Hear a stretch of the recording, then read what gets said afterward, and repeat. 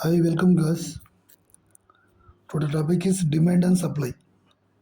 SMC కాన్సెప్ట్స్లో most of the టైమ్స్లో change of character తర్వాత లిక్విడిటీ తర్వాత ఏదైనా ఒక కాన్సెప్ట్ ఉందంటే అది డిమాండ్ అండ్ సప్లై.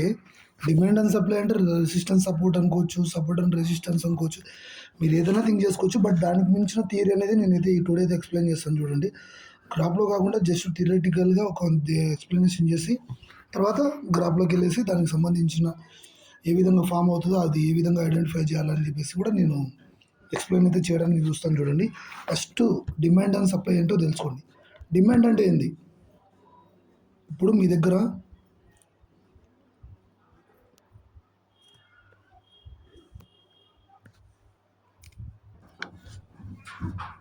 సింపుల్గా ఎక్స్ప్లెయిన్ చేస్తాను చూడండి. ఇప్పుడు సపోజ్గా మొబైల్ గురించే చూసుకుందాం. ఒక 4 మొబైల్స్ ఉన్నాయి. 4 మొబైల్స్ ఉన్నప్పుడు బయ్యర్స్ అనేవాళ్ళు ఏమిస్తున్నారు? బయ్యర్స్ అనేవాళ్ళు చాలామంది ఉన్నారు. అంటే ల్యాప్టాప్ లెవెల్లో బయ్యర్స్ ఉన్నారు. బట్ ఏమైంది? ఇప్పుడు డిమాండ్ పెరుగుతుందా పెరగలేదు దానికి? ఇప్పుడు క్లియర్గా అర్థం చేసుకోండి.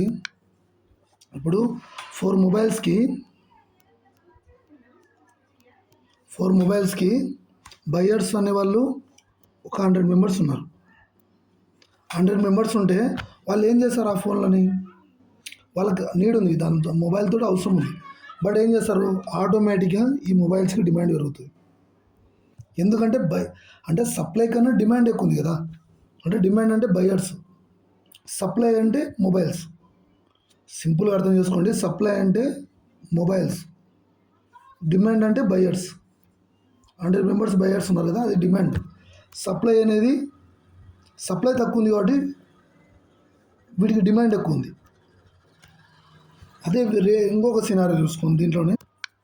దీన్ని ఆపోజిట్ సినారియో చెప్తా చూడండి. 100 మొబైల్స్ ఉన్నాయి.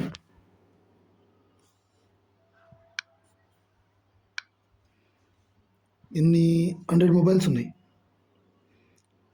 ఒక 100 మొబైల్స్ ఉన్నాయి. 100 మొబైల్స్ ఉన్నాయి. బట్ బయ్యర్స్ అనే వాళ్ళు ఏం చేస్తున్నారు? బయ్యర్స్ అనేవాళ్ళు ఎంతమంది ఉన్నారు? బయ్యర్స్ అనేవాళ్ళు ఎంతమంది ఉంటారు? ఆల్మోస్ట్ ఒక 20 మెంబర్స్ వేసుకుందాం. అంతే, అంతకుమించి ఏం ఎక్కువ లేదనుకుందాం. 20 మెంబర్స్ ఉండాలి. సపోజ్గా 20 మెంబర్స్ ఉండాలి అనుకుందాం. సప్లై ఎక్కువ ఉంది కదా. అంటే మొబైల్స్ అనేది సప్లై అని చెప్పాను ఎంతసేపే. సప్లై అనేది ఏముంది? ఎక్కువ ఉంది. 100 మొబైల్స్ ఉన్నాయి. సప్లై అనేది ఎక్కువ ఉన్నప్పుడు ఏమవుతుందంటే డిమాండ్ పడిపోతుంది. మొబైల్స్ క్వాంటిటీ అనేది హయ్యర్ ఉన్నందువల్ల, కొనేవాళ్ళు తక్కువ ఉండడం వల్ల ఆటోమేటిక్ ఏమైంది? మొబైల్స్ డిమాండ్ అనేది సప్లై ఎక్కువ ఉంది, అప్పుడు డిమాండ్ తగ్గుతుంది. ఇప్పుడు సప్లై తక్కువ ఉంటే డిమాండ్ పెరుగుతుంది. Simple concept. సప్లై దండిగా ఉంటే డిమాండ్ తగ్గుతుంది. డిమాండ్ ఎక్కువ ఉంటే సప్లై పడుతుంది. డిమాండ్ ఎక్కువ ఉంటే సప్లై తక్కువ ఉంటుంది. దాని మీనింగ్ అదే. ఆపోజిట్ సినారియో డిమాండ్కు సప్లైకి అనేది కొంచెం ఆపోజిట్ సినారియో విధంగానే నడుస్తూనే ఉంటాయి మార్కెట్లో అయితే. ఇంకొక ఎగ్జాంపుల్ చూపిస్తాను చూడండి. ఇప్పుడు మొబైల్స్ సప్లై అన్నాం, బయర్స్ డిమాండ్ అన్నాం. అదేవిధంగా క్వాంటిటీ వైజ్గా కూడా చూద్దాం. బయర్స్ వైజ్ కానీ సెల్లర్స్ వైజ్ కానీ ఈ 2 సినారియోస్ని ఎక్స్ప్లెయిన్ చేసుకుందాం. ఇప్పుడు సపోజ్ ఏం తీసుకుందాం? ఇప్పుడు 100 రూపీస్ దగ్గర, అంటే ఒక స్టాక్ అనేది 100 రూపీస్ దగ్గర ఉంది. 100 రూపీస్ దగ్గర ఉన్నప్పుడు ఏమైంది? ఇంకా ర్యాలీ స్టార్ట్ అవుతూనే ఉంది. మార్కెట్లో ర్యాలీ కంటిన్యూ అవుతూనే ఉంది. అంటే అప్ సైడ్కి ర్యాలీ కంటిన్యూ అవుతూనే ఉంది. ఇక్కడ 100 రూపీస్ ఉంది. ఇక్కడ 100 రూపీస్ ఉన్నప్పుడు కొనే వాళ్ళు ఎంతమంది ఉన్నారు? ఒక 200 మెంబర్ వేసుకున్నాం. ఆటోమేటిక్ ప్రైస్ పెరుగుతుందా తగ్గుతుందా? కంపల్సరీ 100 to 100% ఈ ప్రైస్ అనేది ఇంకా ర్యాలీ అవుతుంది. ఇంకా కంటిన్యూగా అప్ సైడ్ అయితే ర్యాలీ అవుతుంది. ఎందుకు? స్టాక్ అనేది 100 రూపీసే, కానీ కొనే వాళ్ళు ఎంతమంది ఉన్నారు? బయ్యర్స్ దండిగా ఉన్నారు. అందుకే స్టాక్ ర్యాలీ అవుతుందంటే దాని మీనింగ్ ఏంటంటే బయ్యర్స్ అనేవాళ్ళు దాని సప్లై అనేది తక్కువ ఉంటుంది, దానికి సప్లై తక్కువ ఉంటుంది కాబట్టి డిమాండ్ ఎక్కువ ఉంటుంది. స్టాక్స్ ఒక 100 ఉన్నాయి, 100 స్టాక్స్ ఉన్నాయి, దాంట్లో 100 స్టాక్స్ ఉంటే కొనే వాళ్ళు 200 ఉన్నారు. అప్పుడు ఏం చేస్తారు, ఒక 100 ఉండేది 150 కూడా వెళ్తుంది, 100 ఉన్నది 150 కూడా వెళ్తుంది, 200 కూడా బై చేయడానికి వీళ్ళు 200 మెంబర్స్ రెడీగా ఉంటారు.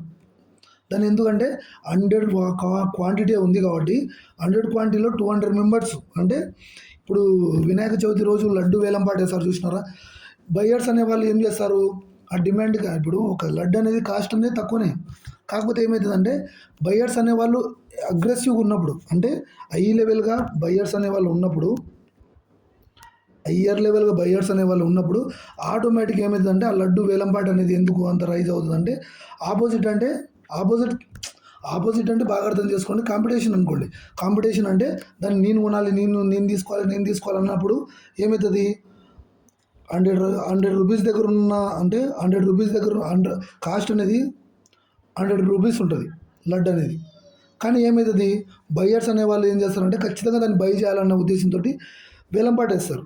ఆ వేలంపాట వేయడంలో కొంచెంమంది 110కి వాడతారు, కొంచెంమంది 130కి వాడతారు, కొంచెంమంది 200 కూడా వాడతారు. కాకపోతే దీనికి ఏంది, ఉండేది ఒకటే లడ్డే, అర్థమవుతుందా, ఫర్ సపోజ్ తీసుకోండి ఉండేది ఒకటే లడ్డే, కానీ దీనికి డిమాండ్ ఎంత ఉంది, బయ్యర్స్ని డిసైడ్ చేసుకొని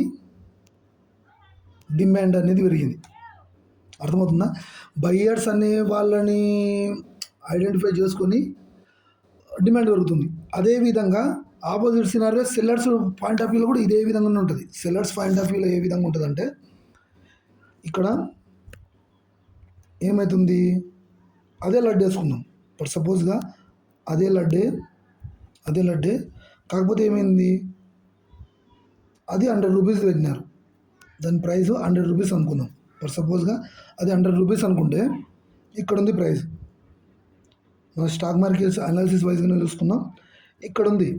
ఇక్కడ ఉంటే ఏమైంది, కొన్ని దాన్ని అంటే వేలంపాట వాడేటోళ్ళు కానీ ఇంకోటి చేసేటోళ్ళు కానీ ఏం చేసినారంటే ఒక 10 మెంబర్స్ ఉన్నారు, 10 మెంబర్స్ కూడా లేరు, 1 మెంబర్ కూడా ఉన్నారు, ఒక 10 మెంబర్స్ ఉన్నారు. ఎవరు పాడట్లేదు, పాట పాడనప్పుడు 100 రూపీస్ ఉన్న లడ్డుని 90 రూపీస్కి వస్తుంది. అంటే ఎక్కడ ఏముంది, ఇక్కడ బయ్యర్స్ లేరు, అంటే అంది ఏంది, సప్లై లేదు. ఇప్పుడు సప్లై దండి ఉంది, డిమాండ్ లేదు. కాబట్టి ఏమవుతుందంటే 100 రూపీస్ దగ్గర ఉన్నది 90 రూపీస్ పెడతారు, మళ్ళీ 90 రూపీస్ ఉన్నది 80 రూపీస్కి వస్తుంది, మళ్ళీ 80 రూపీస్ ఉన్నది 70 రూపీస్కి వెళ్తుంది. ఎందుకంటే బయ్యర్స్ పాడట్లేదు, అంటే వేలం పాటలు పాడేవాళ్ళు పాడట్లేదు కాబట్టి ఆటోమేటిక్గా ప్రైస్ అనేది ఏమైంది, 100 రూపీస్ ఉండేది ఫాలో అవుతూనే ఉంటుంది. అంటే వాళ్ళు ఎంతవరకు 50 రూపీస్ 20 రూపీస్ కూడా రావచ్చు, ఎందుకంటే దానిలో డిమాండ్ లేదు. డిమాండ్ సప్లై రూల్ అనేది ఈ విధంగా ప్రతి దాంట్లో కూడా వర్తిస్తుంది. ఇది ఏదో పర్ సినారియో ఇది లడ్డు వేలం పాట కాదు, ఇదేం కాదు. కాకపోతే ప్రైస్ అనేది ఏమవుతుందో ర్యాలీ కావాలన్నా అప్ సైడ్ ఫాల్ కావాలన్నా దాని బిహైండ్ అంటే దాని వెనుకలు ఉండేది మాత్రం ఇక్కడైతే సెల్లర్స్ ఉంటారు, ఇక్కడ మాత్రం బయ్యర్స్ ఉంటారు. అంటే బయ్యర్స్ని డామినేట్ చేస్తూ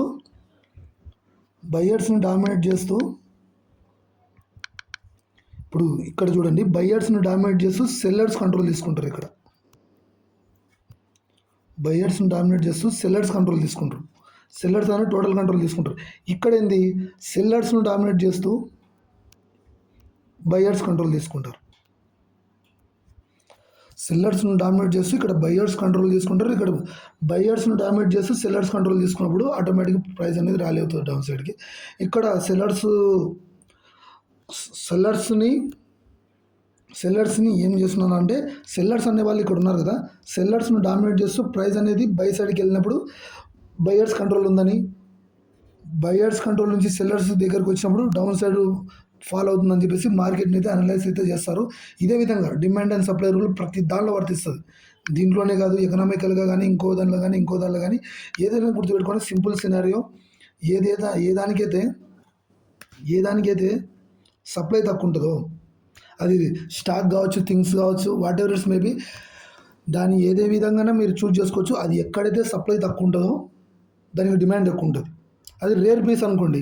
ఇప్పుడు బయట థింగ్స్ ఉంటాయి, మనం షాపింగ్ మాల్కి వెళ్తాం. దీని గురించి ఎందుకు ఇన్‌డెప్త్‌గా చెప్తున్నానంటే, ఇది క్లియర్‌గా స్టాక్ మార్కెట్ గురించి ఎవరైతే అనాలిసిస్ చేస్తారో, లేకపోతే ఫండమెంటల్‌గా కానీ, టెక్నికల్ కానీ, ఇంకొక విధంగా చేస్తారో, ఇది 100-99% నేర్చుకోవాల్సిందే. ఇది మాత్రం 100-99% వర్క్ అయ్యే సినారియో ఇది. డిమాండ్ అండ్ సప్లై రూల్ అనేది బేసిక్గా మీరు చార్ట్‌లో చూపించినప్పుడు ఇంకా ఇన్‌డెప్త్‌గా అయితే చెప్పడానికి అయితే మాక్సిమం ట్రై చేస్తాను. డిమాండ్ అండ్ సప్లై అనేది మోస్ట్ ఆఫ్ ది టైమ్స్‌లో యూజ్ అవుతుంది ఇది. మీరు సూపర్ మార్కెట్‌కి వెళ్ళినారు. అక్కడ సూపర్ మార్కెట్‌కి వెళ్తే అక్కడ ఏంది, సూపర్ మార్కెట్ కానీ, లేకపోతే మ్యూజియం కానీ, సంథింగ్ ఏదో ఒకటి వెళ్ళినారు. అక్కడ ఏమైంది, ఒక థింగ్ ఉంది, అంటే ఒక వస్తువు ఉంది. అక్కడికి ఎంతమంది వెళ్ళినారు? 1, 2, 3, 4, 5 వెళ్ళినారు. 5 మెంబర్స్ అక్కడికి వెళ్ళినారు. 5 మెంబర్స్ అక్కడికి వెళ్తే ఈ 5 మంది ఏం చేసినారు? ఈ 5 మెంబర్స్ ఈ థింగ్స్ని చూసినారు. ఇక్కడ ఉన్న థింగ్స్ని చూసినారు. ఈ షాప్ ఓనర్ ఉంటారు కదా, అంటే బయ్యర్. షాప్ ఓనర్ ఎవరైతే ఉన్నారో బయ్యర్, ఈ థింగ్ ఉంది, ఇది వస్తువు ఉంది. ఈ బయ్యర్ ఇప్పుడు ఉన్నారు.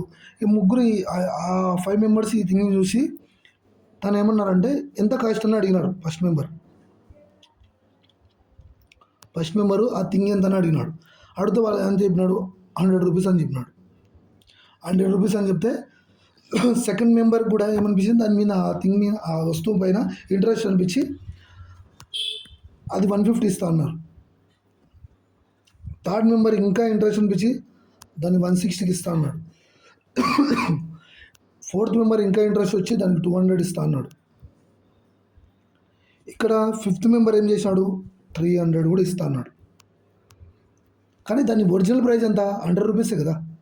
ఎందుకు 300 ఎందుకు అడుగుతున్నారు? ఇక్కడ సప్లై అనేది తక్కువ ఉంది, అంటే ఒకటే థింగ్ ఉంది కదా, ఇక్కడ వస్తువు అనేది ఒకటే ఉంది. కాబట్టి ఏం చేశారంటే అందరు, ఇప్పుడు ఒక్కొరికి ఒక వస్తువు ఉందనుకోండి, అందరికీ 100 రూపీస్లోనే వస్తుంది. కానీ అంత వస్తువులు అక్కడ లేవు, ఒకటే వస్తువు ఉంది. దానికి 5 మెంబర్స్ అనేది బై చేయాలి. 5 మెంబర్స్ అనేది బై చేసినప్పుడు ఏమవుతుందంటే ఆటోమేటిక్గా దాని డిమాండ్ పెరుగుతుంది. ఇదే డిమాండ్ అండ్ సప్లై రూల్ అంటే. ఇక్కడ ఎవరు బయ్యర్స్ అనేవాళ్ళు, ఇక్కడ బయ్యర్ అనేవాళ్ళు ఉన్నారు కదా, కంపెనీకి సంబంధించిన ఫౌండర్ కావచ్చు, షేర్ హోల్డర్ కావచ్చు, ఇంకెవరన్నా రీటైలర్ కావచ్చు, ఎవరైనా కావచ్చు. అర్థమవుతుందా? ఇక్కడ ఎవరైనా కావచ్చు, బయ్యర్స్ అనేవాళ్ళు. వస్తువు అనేది స్టాక్, ఒక వస్తువు అనేది ఒక స్టాక్. ఆ స్టాక్ అనేది దాని క్వాంటిటీ తక్కువ ఉందనుకోండి. క్వాంటిటీ తక్కువ ఉంటే ఏమవుతుందంటే కొనేవాళ్ళు దండిగా మంది ఉన్నప్పుడు దాని ప్రైస్ ఈ వస్తువుకి ఏ విధంగా పెరిగిందో స్టాక్ కూడా అది ఆటోమేటిక్గా అదే విధంగా పెరుగుతుంది. ఇదే రూల్ని, అదే విధంగా ఇదే సినారియోని కొంచెం డిఫరెంట్గా చెప్తాను చూడండి. అదే ఒక సూపర్ మార్కెట్ కానీ స్టోర్ ఉంటే అక్కడ ఎంత ఉంది? ఒకటే ఉంది. ఒక 5 ఉన్నాయి అనుకుందాం, ఒక 5 ఉన్నాయి. 5 ఉంటే ఏమైంది? కొనడానికి వచ్చిన వాడు 2 మెంబర్స్ వచ్చినారు. అది దాని కాస్ట్ ఎంత? 100 రూపీస్ వేసుకుందాం. దాని కాస్ట్ 100 రూపీస్ వేసుకుందాం. ఇప్పుడు వీళ్ళిద్దరు కూడా డిమాండ్ చేసినా కానీ డిమాండ్ చేయడానికి లేదు కదా దానికి. ఎందుకంటే 5 వస్తువులు ఉన్నాయి. వీనికి నచ్చినది ఇది తీసుకుంటాడు, వీడికి నచ్చినది ఇది తీసుకుంటాడు, ఇంకా 3 మిగిలిపోతాయి. కాబట్టి బయ్యర్ ఏం చేస్తాడంటే, యాజ్ ఏ అకౌంట్ హోల్డర్ కానీ ఇంకొకరు కానీ ఏం చేస్తారంటే, వాళ్ళ దగ్గర ఉన్న షేర్స్ కానీ వాళ్ళ దగ్గర ఉన్నట్టు కానీ సేల్ చేసుకోవడానికి చూస్తారు. ఎవరైనా కానీ, మీరైనా కానీ, కూరగాయల మార్కెట్లో ఎవరైనా కానీ, కూరగాయల మార్కెట్ కానీ ఇంకోటి కానీ బిజినెస్ టైప్లో దాన్ని సేల్ చేసుకోవడానికి చూస్తాడు. కాబట్టి 100 రూపీస్కి ఇచ్చేస్తాడు దీన్ని. తను 100 పెడతాడు, తిను 100 పెడతాడు, దాన్ని బై చేసుకొని వెళ్ళిపోతారు. అదే వస్తువు ఒక్కటే ఉందనుకోండి. ఇక్కడ ఏముంది? ఇక్కడ అప్లై అయిన సినారీ ఏంటంటే సప్లై ఎక్కువ ఉంది కాబట్టి వీటికి డిమాండ్ తగ్గింది. అదే ఒకటే ఉండింటే ఫస్ట్ సినారీ అప్లై అవ్వవు. అదే ఒకటే ఉండింటే ఇక్కడున్న సినారీ అయితే అప్లై అవ్వవు. సింపుల్ సినారీ, అర్థం చేసుకోండి. అదే సినారియోని కొంచెం ఆపోజిట్ చేసుకొని చూసుకోండి, అంతకుమించి ఏం పెద్ద ఆలోచించొద్దండి. ఇక్కడ ఒకటే వస్తువు ఉంది కాబట్టి డిమాండ్ పెరిగింది. అదే వస్తువు తక్కువ ఉన్నప్పుడు, అదే వస్తువు దండిగా ఉన్నప్పుడు ఆటోమేటిక్గా డిమాండ్ అనేది తగ్గింది. అదే మీనింగే, అంతకుమించి వేరేగా ఆలోచించొద్దండి. సింపుల్గా అర్థం చేసుకుంటారనే ఉద్దేశంతో చెప్పిన. డిమాండ్ అండ్ సప్లై రూల్లో అదే విధంగా వర్కౌట్ అవుతుంది. అది మీరు చెప్పినా చెప్పకుండా ఇంకోటి చెప్పినా ఇదే రూలే. మీరు బేసిక్గా ఇనిషియల్గా స్టార్ట్ అవుతున్నారంటే మీకు ఇది చాలా హెల్ప్ఫుల్ అవుతుంది. ఇదైతే డిమాండ్ అండ్ సప్లై, ఇది డిమాండ్ సప్లై రెండు కాన్స్టెంట్గా రివర్సల్గా ఉంటాయి. ఇక్కడ బయర్స్ అనేది క్వాంటిటీ దండుకున్నప్పుడు, ఇక్కడ డిమాండ్ అనేది ఎక్కువ ఉన్నప్పుడు సప్లై అయినా తక్కువ ఉంటుంది. ఈ డిమాండ్ తక్కువ ఉన్నప్పుడు ఈ సప్లై అయినా ఎక్కువ ఉంటుంది. సింపుల్గా ఆపోజిట్ సినారియో చూడండి, ఈజీగా చెప్తున్నాను, క్లియర్ కట్గా అర్థం చేసుకోండి. ఇది డిమాండ్, ఇది సప్లై, ఇది డిమాండ్ అనేది ఎక్కువ ఉన్నప్పుడు సప్లై తక్కువ ఉంటుంది. అర్థమవుతుందా? డిమాండ్ తక్కువ ఉన్నప్పుడు సప్లై ఎక్కువ ఉంటుంది. అర్థమవుతుందా? డిమాండ్ సప్లై అనేది ఆపోజిట్ సినారియోస్ ఇవి రెండు. ఇక్కడ డిమాండ్ అనేది ఎక్కువ ఉన్నప్పుడు సప్లై అనేది తక్కువ ఉంటుంది. సప్లై అనేది తక్కువ ఉన్నప్పుడు డిమాండ్ అనేది ఎక్కువ ఉంటుంది. ఇది రెండింటికి ఆపోజిట్ సినారియో. ఒకటి రైట్ వెళ్తుంది, ఇది ఒకటి లెఫ్ట్ వెళ్తుంది. అదేవిధంగా డిమాండ్ అండ్ సప్లై రూల్ అనేది ఈ విధంగా వర్కౌట్ అవుతుంది. ఒక స్టాక్ కానీ మంచిగా రైజ్ అయిందంటే దాని బిహైండ్లో బయ్యర్స్ ఉంటారు, అక్కడ డిమాండ్ ఉంటుంది. ఒక స్టాక్ గురించి మంచిగా కొంచెం న్యూస్ స్ప్రెడ్ కావడం కానీ, లేకపోతే పబ్లిష్ కావడం కానీ, సంథింగ్ ఏదైనా కొంచెం లేకపోతే డివిడెండ్స్ ఇస్తున్నారని కానీ, లేకపోతే అలా రిజల్ట్స్ పోస్ట్ చేస్తున్నారని చెప్తే ఏం చేస్తారు, ఆటోమేటిక్ బయ్యర్స్ ఇంట్రెస్ట్ అంతా దీనిపైనే ఉంటుంది. అంటే ఒక డిమాండ్ క్రియేట్ చేస్తున్నారు. బయ్యర్స్ అనేవాళ్ళు ఒక డిమాండ్ క్రియేట్ చేయడానికి, ఒక ప్రోడక్ట్ సేల్ చేసుకోవడానికి మనకు అడ్వర్టైజ్మెంట్స్ ఏ విధంగా చేస్తారో అట్నే స్టాక్ను సేల్ చేసుకోవడానికి చాలా వైజ్గా ఉంటాయి. అవన్నీ అప్లై చేసినప్పుడు ఏమైందంటే బయ్యర్స్ అనేవాళ్ళు ఇంట్రెస్ట్ చూపిస్తారు ఆ స్టాక్ పైన. చూపించి ఆ స్టాక్ను కొన్నప్పుడు ఆటోమేటిక్గా ఫాలో అవుతుంది.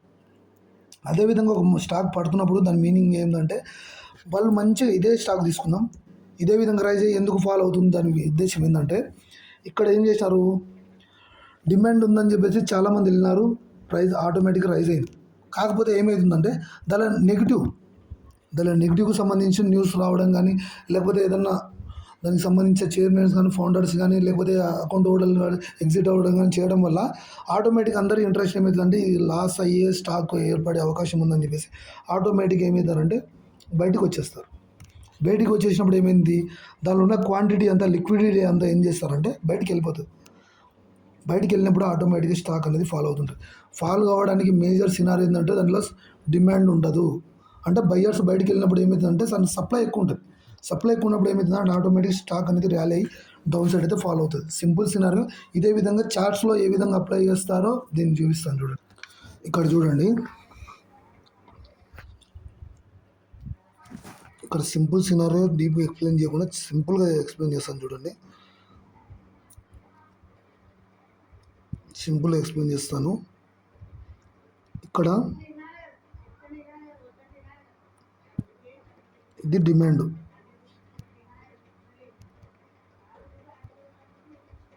డిమాండ్, ఇది సప్లై. ఒక మార్కెట్ కన్సల్టేషన్ అవుతున్నా, ఇండెక్స్ కన్సల్టేషన్ అవుతున్నా దాని మీనింగ్ ఏంటంటే ఒకటే గుర్తుపెట్టుకోండి,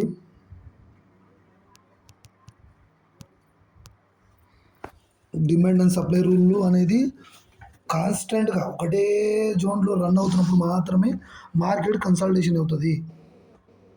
అక్కడ నుంచి మార్కెట్ అనేది ఇక్కడ చూడండి, ఇక్కడ ఏమైంది, మార్కెట్ అనేది ఇక్కడ డిమాండ్ ఉన్నప్పుడు ఏమైందంటే పైకి అంటే రైజ్ అయింది, మార్కెట్ అనేది రైజ్ అయింది అప్ సైడ్ వెళ్ళినప్పుడు ఏంటంటే అక్కడ సప్లై అయింది, ఆటోమేటిక్గా ఫాలో అయింది. మళ్ళీ కన్సల్టేషన్ చేసి ఇక్కడ మళ్ళీ డిమాండ్ తీసుకుంది, మళ్ళీ ఇక్కడ ఫుల్ బ్యాక్ తీసుకొని ఇక్కడికి వెళ్ళింది, మళ్ళీ అక్కడ సప్లై అయింది, మళ్ళీ డౌన్ సైడ్ ఫాల్ అయింది, మళ్ళీ ఇక్కడికి వెళ్ళింది, మళ్ళీ డౌన్ ఫాల్ అయింది. దాని మీనింగ్ ఏంటి, ఇక్కడ బయ్యర్స్ అనేవాళ్ళు డిమాండ్ జోన్లో బయ్యర్స్ అనేవాళ్ళు బయ్యర్స్ అనేవాళ్ళు ఏం చేస్తున్నారంటే ఇక్కడ బయ్యర్స్ అనేవాళ్ళు ఏం చేస్తున్నారంటే డిమాండ్ని క్రియేట్ చేస్తున్నారు. డిమాండ్ని క్రియేట్ చేయడం అంటే దాన్ని ఎక్కువ బై చేయడం.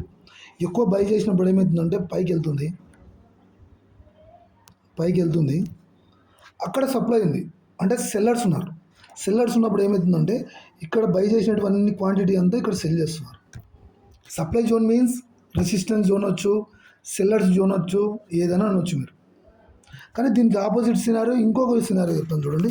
ఇదే సప్లై ఇదే డిమాండ్ రివర్సల్ సినారియో చూసుకుందాం. అంటే డౌన్ సైడ్ ఫాలో అవుతున్నప్పుడు కూడా ఇక్కడ ఇదే చూసుకోండి. ఇక్కడ డిమాండ్ ఉందనుకుందాం, ఇక్కడ సప్లై ఉందనుకుందాం. ఇక్కడ ఏమైంది, మార్కెట్ అనేది ఇక్కడ డిమాండ్ అనేది సెల్లర్స్ అనే వాళ్ళు ఎక్కువ ఉండి మార్కెట్ని ఫాల్ చేసినారు.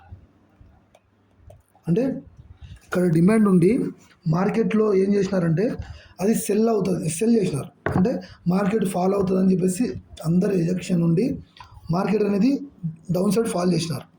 ఫాల్ చేసినప్పుడు ఏమైంది, ఇక్కడ సప్లై ఉంది కదా, అంటే డిమాండ్ ఉన్న వాళ్ళకి సప్లై కావాలి. డిమాండ్ థింగ్స్ ఉన్నప్పుడు సప్లై లేకపోవడమే కదా. ఇక్కడ సప్లై దండి ఉంది, ఇక్కడ స్ట్రాంగ్గా సప్లై ఉంది, బట్ దాన్ని అప్ సైడ్ వెళ్తుంది. ఇదే ఆపోజిట్ సినారియోనే ఈ విధంగా రైజ్ అవుతుంది. మార్కెట్లు అనేవాళ్ళు బయ్యర్స్ అనేవాళ్ళు డిమాండ్ క్రియేట్ చేసినప్పుడు అప్ సైడ్ వెళ్తుంది. సెల్లర్స్ అనేవాళ్ళు ప్యానిక్ సిచ్యువేషన్ క్రియేట్ చేసినప్పుడు ఆటోమేటిక్గా పొజిషన్స్ ఎగ్జిట్ చేస్తే ఆటోమేటిక్గా డౌన్ ఫాల్ అవుతుంది. మళ్ళీ అదే విధంగా ఇదే సినారియోని సింపుల్ కట్గా చూపిస్తాను చూడండి. మార్కెట్ ఏమైంది, ఇక్కడంతా డిమాండ్ జోన్ ఉంది. ఆర్డర్ బ్లాక్ అనుకోండి, ఇంకోటి అనుకోండి. ఇక్కడంతా డిమాండ్ జోన్ ఉంది. డిమాండ్ జోన్ ఉంటే ఏమైంది, మార్కెట్ అనేది ఏమైందంటే ఇక్కడ బయ్యర్స్ అనేవాళ్ళు ప్రెజర్ క్రియేట్ చేసినారు. అంటే ఒక స్టాక్ అనేది కొంచెం పాజిటివ్ సినారియో ఉంది, దానిలో బై చేద్దామని చెప్పేసి బై చేసినప్పుడు ఇది ఆపోజిట్ పైకి వెళ్ళినప్పుడు ఏమైందంటే మార్కెట్లో అక్కడ సప్లై ఉంది, ఈ ఏరియాలో సప్లై ఉంది, మళ్ళీ డౌన్ ఫాల్ అయింది డిమాండ్ కోసం. అంటే అక్కడ పొజిషన్స్ అంతా ఎగ్జిట్ చేసుకున్నప్పుడు ఏమైందంటే సప్లై కావాలి మళ్ళీ. అంటే అక్కడ ఎంత డిమాండ్ ఎంత పోయిపోయినదంతా దానికి ఏమైంది, అక్కడ సప్లై ఉంది కాబట్టి ఏం చేసినారంటే డౌన్ ఫాల్ అయింది. అక్కడ మళ్ళీ ఇక్కడ డిమాండ్ క్రియేట్ అవుతుంది, ఈ కింద డిమాండ్ క్రియేట్ అయ్యి మళ్ళీ షార్ప్గా రైజ్ అయ్యి మళ్ళీ ఏమైంది, అక్కడ న్యూస్ స్ప్రెడ్ చేసి ఏమైంది, కొంతమంది ఎగ్జిట్ అయినారు. పొజిషన్స్ తీసుకున్న వాళ్ళంతా ఎగ్జిట్ అయినారు. అంటే అక్కడ సప్లై ఉందంటే దాని మీనింగ్ ఏంటంటే డిమాండ్ తగ్గుతుంది, డిమాండ్ పడిపోతుంది అనేది ప్యానిక్ సిచ్యువేషన్ అనేది క్రియేట్ అయింది అక్కడ. అంటే ఈ సినారియోలు అనేది ఈ అప్ సైడ్ వెళ్ళేటప్పుడు ఇదంతా సినారియోస్ అనేది సప్లై ఏరియాలు ఇవన్నీ. చాలామంది లిక్విడిటీ గ్రాప్ చేసుకొని డౌన్ సైడ్ ఫాలో అవుతుంది అంటారు, కానీ అదంతా కాదు. ఇప్పుడు నేను చెప్పేది బాగా వినండి. ఇక్కడ షార్ప్గా మళ్ళీ డిమాండ్ క్రియేట్ అయ్యి మళ్ళీ అప్ సైడ్ వెళ్ళింది. అక్కడ ఏం చేశానంటే యూజ్ సప్లై అయింది, అంటే చాలా మల్టీ లెవెల్స్తో సప్లై అయింది. అందుకని చెప్పేసి యూజ్ లెవెల్గా షార్ప్గా డౌన్ సైడ్ ఫాలో అయింది. అదేవిధంగా ఏమైంది, మళ్ళీ డిమాండ్ క్రియేట్ అయ్యి మళ్ళీ రైజ్ చేసినారు. మళ్ళీ అక్కడ సప్లై దండి ఉంది, మళ్ళీ ఫాల్ చేసినారు. అర్థమైందా? సప్లై డిమాండ్ రూల్ అనేది, సపోర్ట్ రెసిస్టెంట్ రూల్ అనేది రెండు ఒకటే. ఇక్కడ సప్లై, ఇక్కడ డిమాండు, మళ్ళీ సప్లై,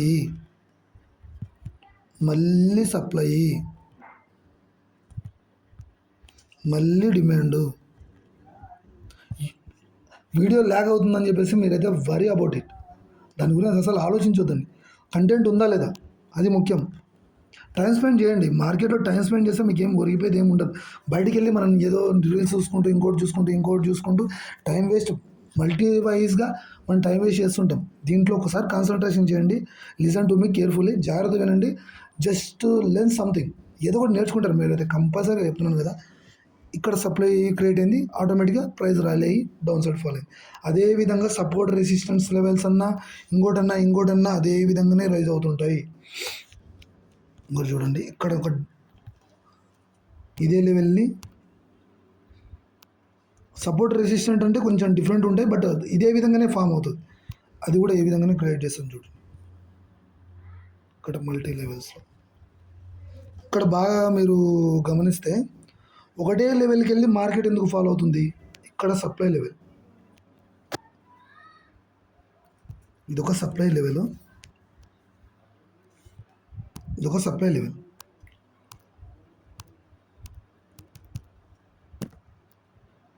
ఇదొక సప్లై లెవెల్. ఇక్కడ కింద ఏముంది, ఇక్కడ డిమాండ్ లెవెల్ ఉంది. ఇదంతా డిమాండ్ లెవెల్.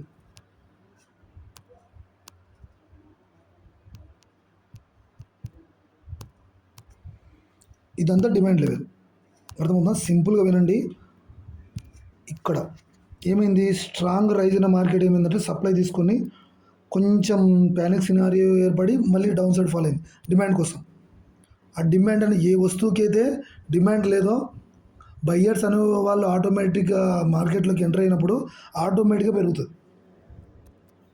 మళ్ళీ సప్లై అంటే సెల్లర్స్ అనేవాళ్ళు ప్రెజర్ చేసి ఆ సప్లై ఇప్పుడు ఏదైతే డిమాండ్ ఉందో ఆ డిమాండ్ను పడగొట్టడానికి చూస్తారు. అట్లా పడగొట్టినప్పుడు మళ్ళీ డౌన్ సైడ్కి వస్తుంది. మళ్ళీ డౌన్ సైడ్కి వచ్చి మళ్ళీ డిమాండ్ని పెంచుకుంటుంది, అంటే బయ్యర్స్ని ఇంక్రీజ్ చేసుకుంటుంది. ఇక్కడ వచ్చింది.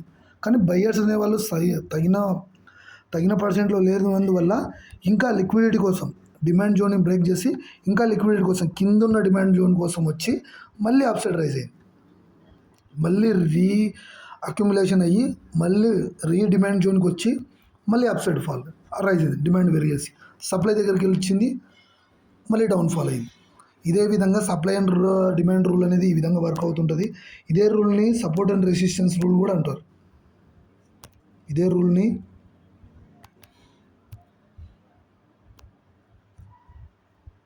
రెసిస్టెన్స్ అండ్ ఇప్పుడు బాగా అర్థం చేసుకోండి. సపోర్ట్ అండ్ రెసిస్టెన్స్ అన్న, సప్లై అండ్ రెసిస్టెన్స్ అన్న, డిమాండ్ అండ్ సప్లై అన్న ఒకటే. సపోర్ట్ అన్న ఒకటే. Support zones, resistance zones. ఆ రెసిస్టెన్స్ జోన్ కానించి మల్టీ టైమ్స్ ఎక్కడైతే రెస్పెక్ట్ చేస్తుందో అక్కడ డిమాండ్ జోన్, సప్లై జోన్ ఉన్నాయని చెప్పేసి గుర్తుపెట్టుకోండి. ఇదే విధంగా డిమాండ్ జోన్, సప్లై జోన్ అనేది ఇదే విధంగా ఫార్మేషన్ ఉండదు. ఒక్కోసారి ఏమవుతుందంటే, ఇప్పుడు ఇదే సినారియోని ఇంకో విధంగా చూపిస్తాను చూడండి. ట్రెండ్ లైన్ ఫార్మేషన్ అంటారు. ఇక్కడ కూడా demand and supply rule form అవుతుంది. ఇక్కడ కూడా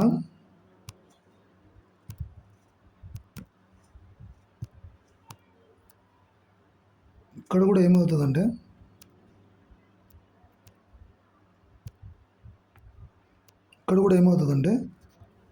support and demand and supply rule అయితే ఇక్కడ కూడా వర్కౌట్ అవుతుంది. ఎందుకు ట్రెండ్ లైన్స్ వర్కౌట్ అవుతుంది అంటే దాని మీనింగ్ ఇదే.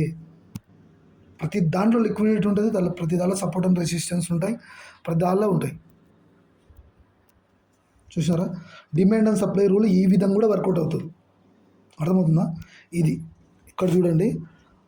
ఒక వస్తువుకి అనేది డిమాండ్ ఇక్కడ నుంచి వచ్చి కన్సల్టేషన్ చేసుకుంటా బయ్యర్స్ అనేవాళ్ళు ఈ సప్లై ఏరియాకి వెళ్ళాక ఆటోమేటిక్గా ఫాలో అవుతుంది. మళ్ళీ ఫాల్ కావడం అంటే డౌన్ సైడ్ ఫాల్ కావడమే కాదు, డిమాండ్ జోన్కి రావడమే. ఈ డిమాండ్ జోన్కి వచ్చి మళ్ళీ సప్లై కోసం పోతుంది. అంటే డిమాండ్ పెరిగి మళ్ళీ సప్లై జోన్ కాడికి వెళ్ళిన తర్వాత, రెసిస్టెన్స్కి వెళ్ళిన తర్వాత మళ్ళీ డౌన్ ఫాల్ అవుతుంది. మళ్ళీ అదే సినారియోని మళ్ళీ అప్ సైడ్ వెళ్ళి సపోర్ట్ జోన్కి వెళ్ళి మళ్ళీ అక్కడి నుంచి అంటే సెల్లర్స్ అనేవాళ్ళు డామినేషన్ చేసి మళ్ళీ డౌన్ సైడ్ ఫాలో అవుతుంది. ఒకటేసారి డిమాండ్ జోన్ బ్రేక్ చేసినప్పుడు దాన్ని ఏమంటారు, సపోర్ట్ అంటే ట్రెండ్ లైన్ ఫార్మేషన్ బ్రేక్అవుట్, ఇంకోటి అనొచ్చు. ఇదే రూల్ ఈ విధంగా కూడా వర్కౌట్ అవుతుంది. అదేవిధంగా డౌన్ సైడ్ కూడా అదే రూల్ వర్కౌట్ అవుతుంది. ఒకటే సినారియో ఒకటే ఉండాలని చెప్పేసి ఎక్కడ రూల్ లేదు. డౌన్ సైడ్ సినారియో కూడా ఉంటుంది. క్లియర్ కట్గా వినండి. మీకు డిమాండ్ అండ్ సప్లై రూల్ అనేది చాలా మేజర్ రోల్ ప్లే చేస్తుంది. ఇది నేను ఎందుకంటే ఎక్స్పీరియన్స్ చేసిన కూడా చెప్తున్నాను. ట్రెండ్ లైన్ ఫార్మేషన్స్ కూడా నేను ఏ విధంగా ట్రై చేయాలని కూడా నేను నెక్స్ట్ వీడియోలో అయితే నేనైతే కంప్లీట్గా చెప్పడానికి అయితే మ్యాక్సిమం ట్రై చేస్తాను. You never worry. మన ఛానల్ని కొంచెం ఫాలోవర్స్ అంటే సబ్స్క్రైబర్స్ లేరు అని వీళ్ళు లేరు అని చెప్పేసి మీరైతే డిసప్పాయింట్ అయితే కావాల్సిన అవసరం అయితే లేదు. డిసప్పాయింట్ అయితే కావాల్సిన పని లేదు. బట్ సబ్స్క్రైబర్స్ అనేవాళ్ళు కంటెంట్ ఉంటే ఆటోమేటిక్గా వస్తారు. మనం ఛానల్ స్టార్ట్ చేసి కూడా ఏం పెద్దగా అయితే కాలేదు. ఇక్కడ సపోర్ట్ అండ్ డిమాండ్ జోన్ ఏ విధంగా, డిమాండ్ అనేది అప్ సైడ్ ఉంది, సప్లై అనేది కింద ఉంది. బాగా చూడండి. ఇక్కడ వచ్చిన తర్వాత సప్లై డిమాండ్ అనేది పెంచుకొని మార్కెట్ సెల్లర్స్ అనే వాళ్ళు కిందికి వచ్చిన తర్వాత బయ్యర్స్ ఉన్నారు. ఇక్కడ బయ్యర్స్ అనేవాళ్ళు పైకి తీసుకెళ్ళినారు అంటే సప్లై జోన్. కానీ మళ్ళీ దాని డిమాండ్ వచ్చేసి సెల్లర్స్ అనేవాళ్ళు కంట్రోల్ చేసుకొని మళ్ళీ సెల్లర్స్ అనే వాళ్ళు కంట్రోల్ తీసుకొని మళ్ళీ కిందికి తోసేసినారు, అంటే సప్లై జోన్కి. మళ్ళీ బయర్స్ అనే వాళ్ళు కంట్రోల్ తీసుకొని మళ్ళీ డిమాండ్ జోన్ వరకు వెళ్ళారు. మళ్ళీ అక్కడ డిమాండ్ పెరిగేసి మళ్ళీ డౌన్ఫాల్ అయింది. మళ్ళీ అక్కడి నుంచి సప్లై అనేది సెల్లర్స్ అనేవాళ్ళు కంట్రోల్ కోల్పోయి డిమాండ్ అనేది నా సప్లై అనేది ఎవరి చేతికి వెళ్ళింది, బయర్స్ చేతిలోకి వెళ్ళి అప్ సైడ్ వెళ్ళింది. ఇదే విధంగా కన్సల్టేషన్ చేసుకుంటా. అంటే ఎవరు డామినేషన్ చేసినారు ఇక్కడ? ఎవరు డామినేషన్ చేసినారు బాగా చెప్పండి? బయర్స్ డామినేట్ చేసినారు. ఈ సినారియోలో బయర్స్ డామినేట్ చేసి మార్కెట్ అనేది అక్యుములేట్ చేసి అప్ సైడ్ తీసుకెళ్ళాను మార్కెట్, అంతేనా? సప్లై ఏరియా దగ్గరకు వచ్చి పైకి వెళ్ళిందంటే దాని మీనింగ్ ఏంటి? సప్లై ఏరియాకి వచ్చి దాని పైకి వెళ్ళిందంటే ఎంటైర్ డౌన్ సైడ్ ఉన్న మార్కెట్ అప్ సైడ్ వెళ్ళింది. అంటే డౌన్ సైడ్ ర్యాలీ ఉన్న market entire cell buyers control తీసుకొని ఇక్కడ సప్లై జోన్లో బయర్స్ కంట్రోల్ తీసుకొని మార్కెట్ అప్ సైడ్ అయితే రైజ్ చేశారు. ఇదే రూలే, డిమాండ్ అండ్ సప్లై రూల్ అన్నా ఇంకోటన్నా ఇదే విధంగానే క్రియేట్ అవుతుంటాయి. సపోర్ట్ అండ్ రెసిస్టెన్స్ రూల్ అన్నా లేకపోతే ఇంకోటన్నా అన్నీ ఒకటే. కాకపోతే మనం చూసే పాయింట్ ఆఫ్ వ్యూని చేంజ్ చేసుకోండి. కంపల్సరీగా మీకైతే ఇదైతే అర్థమైంది అనుకుంటున్నాను. ఇంకోసారి ప్రాక్టీస్ చేయండి, మల్టీ టైమ్స్ అయితే ప్రాక్టీస్ చేయండి. మీకైతే యూజ్ అయ్యే విధం అయితే ఉంటుంది. కాబట్టి ఒకదాని యూజ్ అవుతుంది అన్నప్పుడు మనం మల్టీ టైమ్స్లో ప్రాక్టీస్ చేయొచ్చు. మల్టీ టైమ్లో ప్రాక్టీస్ చేసి మనం డిమాండ్ అండ్ సప్లైని మనం ఎక్కడున్నా అని ఈజీగా ఐడెంటిఫై చేసుకోవచ్చు. ఇదంతా మళ్ళీ ఈ ఏరియాకి వస్తే మార్కెట్ అనేది రియాక్ట్ అయ్యే అవకాశం అయితే ఉంటుంది. చూడండి ఇక్కడ ఏమైంది, సింపుల్ బ్రేకర్ బ్లాకే, ఇది బ్రేకర్ బ్లాకే. బట్ ఇక్కడ ఏం సినారియో నడుస్తుందంటే ఇది డిమాండ్ జోన్ కదా, మార్కెట్ అనేది ఏంది, డిమాండ్ అనేది ఇది సప్లై జోన్ కదా. సప్లై కానించి కింది పడిపోయిన తర్వాత మార్కెట్ రైజ్ చేసినారు, అంటే డిమాండ్ పెరిగింది. అక్కడ తర్వాత ఏమైంది, ఎవరు కంట్రోల్ తీసుకున్నారు? బయ్యర్స్ కంట్రోల్ తీసుకుని అప్ సైడ్ ర్యాలీ అయిన తర్వాత ఏమైంది, ఇక్కడ ఏంటంటే support become a resistance become a support. ఏ విధంగా అవుతుంది? Supply become a demand become a support. Basic బాగా అర్థం చేసుకోండి. Resistance become a support become a resistant ఏ విధంగా అవుతుందో ఇదంతా సప్లై జోన్, ఇదంతా సప్లై జోన్, ఇదంతా డిమాండ్ జోన్, ఇదంతా డిమాండ్ జోన్, ఇదంతా సప్లై జోన్, అంతేనా? కాకపోతే ఇక్కడ వచ్చిన తర్వాత ఏమైంది, supply become a demand become A supply. అదే బ్రేక్అవుట్ ఇక్కడ ఇచ్చింటే డిమాండ్ బికమ్ ఏ సప్లై, మళ్ళీ ఇక్కడ నుంచి ఫాలో. అంటే దాని మీనింగ్ ఏంటి, డిమాండ్ అనే చోట సప్లై అనేది కూర్చుంటుంది, సప్లై అనే చోట డిమాండ్ అనేది కూర్చుంటుంది. కాబట్టి ఆ సినారియో బేస్ చేసుకొని మనం కూడా ట్రేడ్ చేసుకోవాలి మార్కెట్లో. ఇక్కడ ఏమైంది, ఇక్కడంతా బయ్యర్స్ ఉన్నారు, బయ్యర్స్ అనేది కంట్రోల్ కోల్పోయినప్పుడు ఏమవుతుంది, మార్కెట్ ఫాల్ అవుతుంది. ఇలాగైంది ఫాల్. ఇలాగ అయిపోయిన తర్వాత ఏమైంది, మళ్ళీ అదే ఏరియాకి ఎందుకు వస్తుందంటే ఇక్కడ అనే వాళ్ళు ఏం చేశారంటే ఇక్కడ డిమాండ్ ఉంది, ఇక్కడ డిమాండ్ ఉన్నప్పుడు ఏమైంది, మార్కెట్ ఫాల్ అయ్యే మార్కెట్ని బయ్యర్స్ కంట్రోల్ తీసుకొని మళ్ళీ ఈ ఏరియా వరకు తీసుకొచ్చారు. అక్కడ డిమాండ్ ఏరియా ఉండదు, అప్పుడు సప్లై ఏరియా ఉంటుంది. సప్లై కానీ మళ్ళీ షార్ప్గా రైజ్ అయ్యి ఫాల్ అవుతుంది. సింపుల్ సినారియోని బాగా కొంచెం నేను చెప్పేదంతా డీప్ సబ్జెక్టులు ఇవన్నీ కొంచెం కాన్సన్ట్రేషన్ చేసుకొని కొంచెం వినండి. మీకంతా తర్వాత పాయింట్ ఆఫ్ వ్యూలో మీకు కూడా అర్థమవుతుంది. ఇది ఎస్ఎంసి కాన్సెప్ట్స్ సంబంధించింది ఇది ఈ వీడియో అయితే. ఎస్ఎంసి కాన్సెప్ట్ సంబంధించిన లాస్ట్ వీడియోలో కూడా చాలా వరకు అయితే వీడియోస్లో అయితే అప్లోడ్ అయితే చేయడం అయితే జరిగింది. ఈ కంటెంట్ మీకు నచ్చినట్లయితే మన ఛానల్కి లైక్ అండ్ సబ్స్క్రైబ్ చేయండి. బెల్ ఐకాన్ కూడా కొంచెం వరకు ట్యాప్ చేస్తే నేను ఇచ్చే లేటెస్ట్ వీడియోస్ కానీ దీంట్లో అప్లోడ్ చేయడం అయితే జరుగుతుంది. కాబట్టి మీకు నోటిఫికేషన్ రూపంలో అయితే రావడం అయితే జరుగుతుంది. ఇది 7th వీడియో కాదు, 8th వీడియో ఇదైతే డిమాండ్ అండ్ సప్లై అనేది. నేను ఒకటి తర్వాత కూడా అంతా ఎక్స్ప్లెయిన్ చేసిన తర్వాత ఎంట్రీ కండిషన్స్ ఏ విధంగా తీసుకోవాలి, ఇంకా చాలా ఉన్నాయి వీడియోస్ అయితే, అవన్నీ పోస్ట్ చేసిన తర్వాత మార్కెట్లో ఏ విధంగా ఎంట్రీస్ తీసుకోవాలి ఎస్ఎంసి కాన్సెప్ట్స్ని బేస్ చేసుకొని నేను చెప్తాను. ఫ్రీ ఆఫ్ కాస్ట్లో చెప్తాను కదా, ఫ్రీగా తీసుకోండి. ఫ్రీ ఉన్నప్పుడు మాత్రం కొంచెం నెగ్లిజెన్స్ చేయొద్దండి. కొద్దివరకు నేర్చుకోవడానికి ట్రై చేయండి. కొద్దివరకు కంటెంట్ అనేది వాల్యుబుల్ అనిపిస్తే మాత్రమే నా ఛానల్కు సబ్స్క్రైబ్ చేయండి. అంతకుమించి నాకేమొద్దు. మీరు కంపల్సరీ నాకు చేయండి అని చెప్పేసి నేనైతే రిక్వెస్ట్ చేయను. అట్లా అని చెప్పేసి చేయొద్దని చెప్పేసి కూడా చెప్పాను. కాకపోతే మీకు కంటెంట్ యూజ్ అవుతుందంటేనే లైక్ అండ్ సబ్స్క్రైబ్ చేసి మన ఛానల్‌కు నాకు కొంచెం బూస్ట్ ఇచ్చినట్టు అవుతుంది. Okay guys, see you in next video in SMC concepts. Bye, see you.